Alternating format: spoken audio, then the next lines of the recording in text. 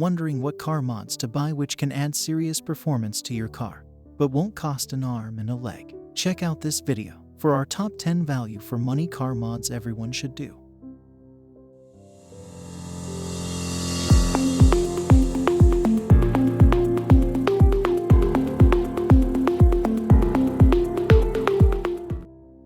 Number 1. Air filters. The cheapest way to add some power to your car is generally to fit a performance air filter. These come in a few different flavors, and the one you choose will depend on both your car and your budget. On most cars, your standard air filter will probably be made from paper, meaning that it is cheap to produce, and it will generally get replaced at every service. Whilst paper is cheap and does the job of keeping dirt out of your engine well, it is also quite restrictive and will stop your engine from sucking air in as easily as it could otherwise. Performance variants tend to be made of more expensive materials such as oiled foam or cotton and will generally last for the lifetime of your car with proper maintenance. K&N, for instance, give their filters a 1,000,000-mile warranty. Being reusable, they're also better for the pocket and environment with no more paper filters going to landfill. Number 2. Lowering springs.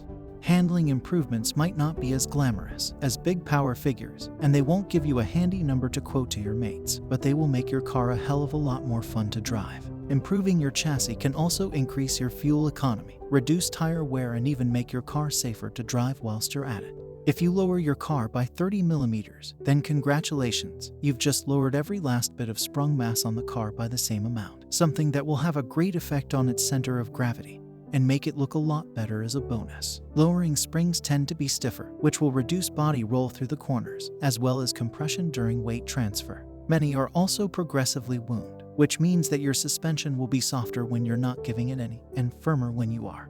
Number 3. Wheels. One of the more underappreciated benefits of alloy wheels is their potential for improving handling. This is probably quite far down most people's lists of reasons for fitting them. Normally it's because they look cool. There's nothing wrong with cool-looking wheels, of course, but that's just one of the potential benefits. The right wheel and tire combo can make your car nimbler, having very real effects on how quickly you can accelerate and corner. It can also improve how your car feels. Weight of the wheel is therefore something to consider. Most wheels are cast. Casting is where molten metal is poured into a mold. This is generally a cheaper process than the alternatives when you're looking at a complicated shape like an alloy wheel. Forging, by contrast, is applying heat and pressure to aluminium to force it into the shape you want.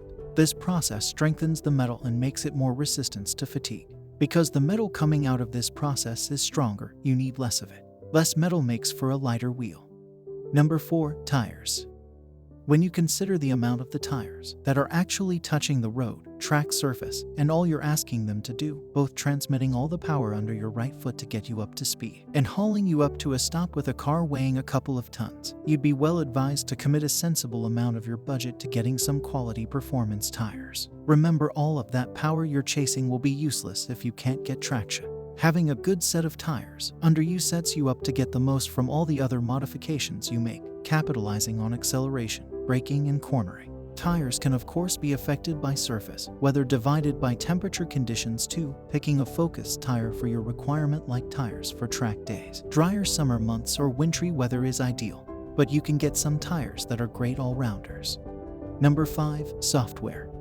Modern fuel-injected engines are controlled by an onboard computer, which takes readings from your engine's various sensors and then gives out settings that are appropriate to the demands of your engine. This is happening constantly whenever the engine is running. When a car's ECU is first programmed, manufacturers include certain compromises in its programming in order to safeguard the engine against things like drivers who ignore service intervals or who use substandard fuel. Because performance ECU remaps are aimed at enthusiasts like you, these compromises can be done away with, freeing up the engine's potential for greater power and torque. Power gains of up to 20% are typical for turbo petrol engines, and up to 30% more power and torque for turbo diesel models. Remaps can often boast better economy too, a great idea considering current fuel costs.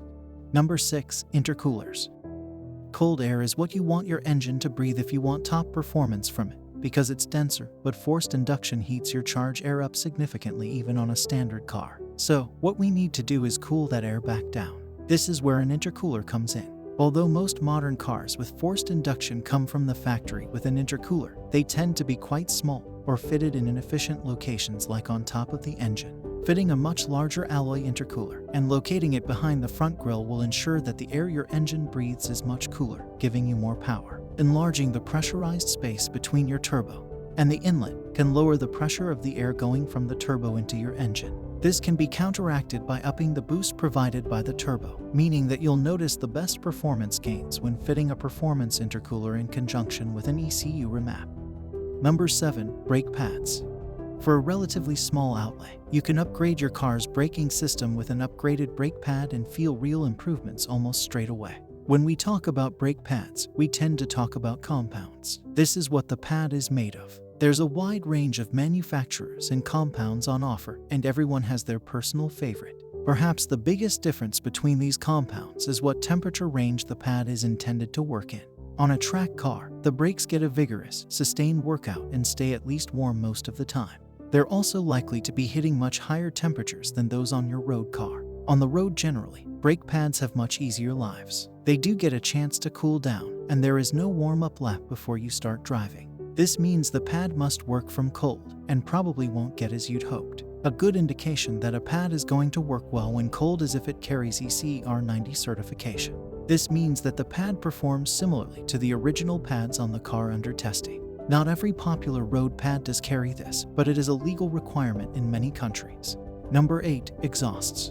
The thing you want if you're looking to improve performance is a CAT or GPF back performance exhaust system, so called because they replace every part of your exhaust from the catalytic converter, gasoline particulate filter backward. As a bonus, most performance exhausts are made from stainless steel and come with lifetime warranty, so they'll probably never cost you anything to replace. Fitted in conjunction with a decent induction system, a performance exhaust should give you a few extra bhp and let your engine rev a bit easier. If you're concerned about noise, then bear in mind that most manufacturers offer you a choice of how many silencers you want on your exhaust. This may be in the form of the same system with and without some of the silencer boxes. It may also be in the form of resonated or non-resonated versions of the same exhaust. A resonator cuts out certain sound frequency, like those heard when the engine is at low revs, whilst enhancing others. With more power and an improved soundtrack, what's not to love?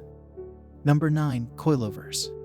The godfathers of control and adjustability, coilovers are the pinnacle of suspension upgrades. This type of suspension is height adjustable, meaning that you can slam your car into the weeds if you want to, and this makes coilovers ideal for use in stance projects. But this level of adjustability is also just what you need if you're after the ultimate handling setup. You can use a process called corner weighting to distribute weight around your car using the suspension's ride height. As you're doing away with the factory springs and dampers, the development engineers are free to develop a paired spring and damper from scratch. The units can be much thicker than the originals, and the spring and damper can be much firmer than the original kit. Like many things, you'll find that you tend to get more adjustability with coilover the more you pay. Whilst basic units are height adjustable, more advanced types also have adjustable stiffness. Suspension stiffness is split into bump and rebound, with most variable stiffness units offering adjustable rebound, and more expensive ones, adjustable bump too. Number 10. Anti-roll bars. Not to be confused with strut braces, anti-roll bars reduce body roll during hard cornering by taking some of the forces generated on one side of your suspension and transferring them to the other. This helps the vehicle to lean less during cornering, improving traction and meaning that you can go faster around bends. On a front-wheel drive car, as standard you'll probably have front and a weaker setup at the rear. Upgrading the rear anti-roll bar to something stiffer is generally a good idea in this situation.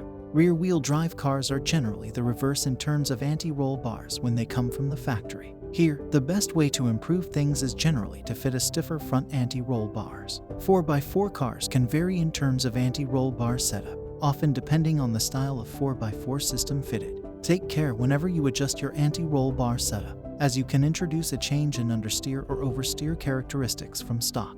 Well, that's all we have for you today. Leave your opinion in the comments section. Don't forget to like, share, and subscribe so you don't miss an upload and you can enjoy the excellent content I send your way.